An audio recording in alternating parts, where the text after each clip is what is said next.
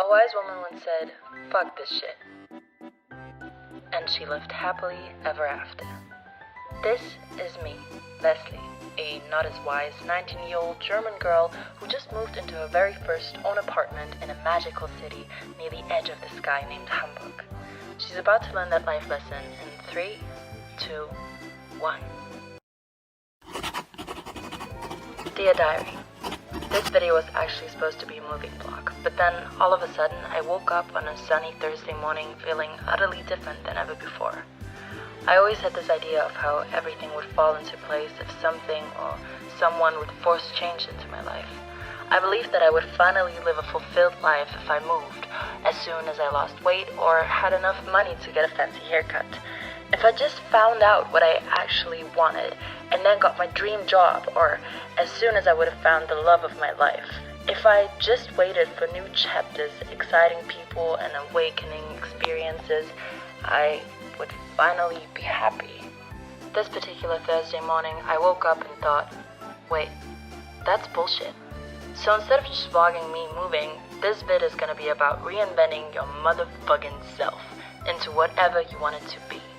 Waking up on any day of any week, waiting for nothing and no one except yourself. Hi, my name's Leslie, and I'm moving out 2 days before Germany's second COVID-19 lockdown. This week has been wild. The universe is really playing with my lack of emotional stability, and I'm beholden to announce that I could finally start a weekly planner again because my calendar was getting too full. Speaking of filled calendars, I quickly want to mention that I don't want to soft pedal the risks of COVID at all. Please don't be reckless because you're sick of this pandemic or you think it's not going to harm you personally. Respect the provided hygiene concepts and the fragile health of the people around you. We're all sick of it, but we have to keep in mind that our well-being is directly connected to the well-being of the people surrounding us. Is not wearing a mask or going to a stupid party really worth risking other people's lives? So I got the rental contract back this week, and we are close to moving in. However, I was working on JVDM's new collection with Johannes. I kind of got lost in my art and played a character in a short film by Jay and Aria. So I kind of missed the whole actually planning the moving part of me moving. And now it's Thursday, we're gonna get the keys tomorrow, and due to lockdown, everything is gonna close on Monday. But it's all right. I've still got 14 hours until we get the keys. Let's fix this.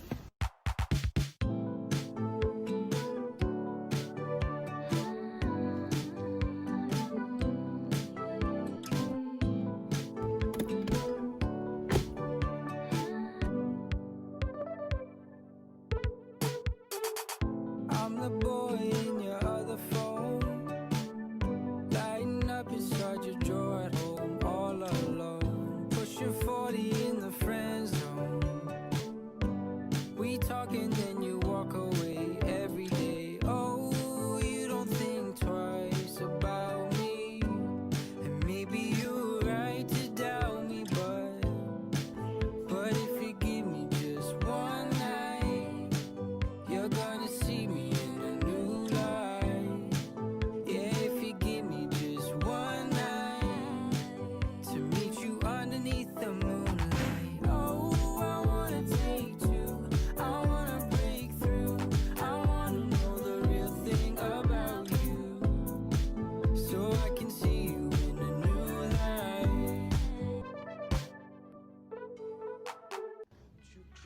I just took my first shower in this freaking apartment. I can't believe how homey everything already feels, even though we were not prepared at all. We don't have toilet paper, we don't have chairs, the water in the kitchen doesn't work, our fridge is not working yet, our washing machine is not working yet, we don't have Wi-Fi, our toilet just sometimes doesn't flush, and we couldn't really figure out how the heating works. But I slept like a motherfucking baby. I just feel like I'm surrounded by so much good energy, and I love my room. I'm obsessed with my room. All the noise from outside is beautiful. Honestly, a piece of art. A ton of different voices merging in the autumn wind. I've got the most beautiful view.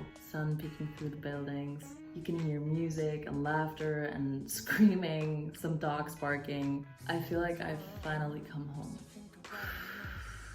Yesterday, we managed to get 8 or 9 policemen to knock on our door and look through the apartment because they thought that we were throwing a party, and we didn't know that the new guidelines were already active. We thought that we were allowed to be 10 people until Monday. Turns out we're not allowed to be 10 people. Psych. But the police was very nice about it. I think we're gonna have to pay a little bit of a bill, which kind of hurts because everything's already super expensive with this whole moving and shit. But COVID is more important than money. And it's definitely great that police is paying attention to people gathering and maybe spreading diseases. After the police and of course all of our friends left, a journalist came upstairs and wanted to interview us on what just happened.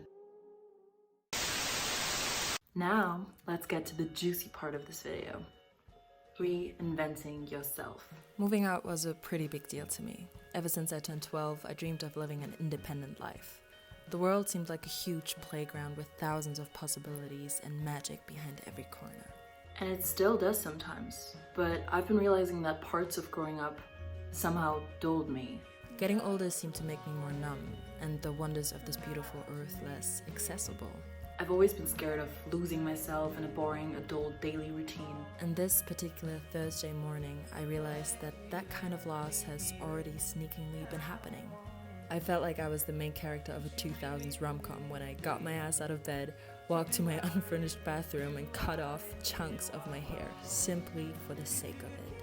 Letting go of my anchored image of beautiful feminine hair that morning was the beginning of a wonderful journey of transforming my headspace. I'm only 19, but I can already feel the pressure. Expectations, the looks people are giving me in the subway, the way my parents and my friends see the world. The way I was embossed to see the world. Dozens of ideas, sentences, and values my brain stores and is refusing to let go. I'm running in circles trying to fit in, even though I'm convincing myself I don't care what other people think. I'm running in circles trying to comprehend my emotional chaos. I'm running in circles while I'm tolerating the way the world is screaming at me and everyone else. That Thursday morning made me fly to the moon.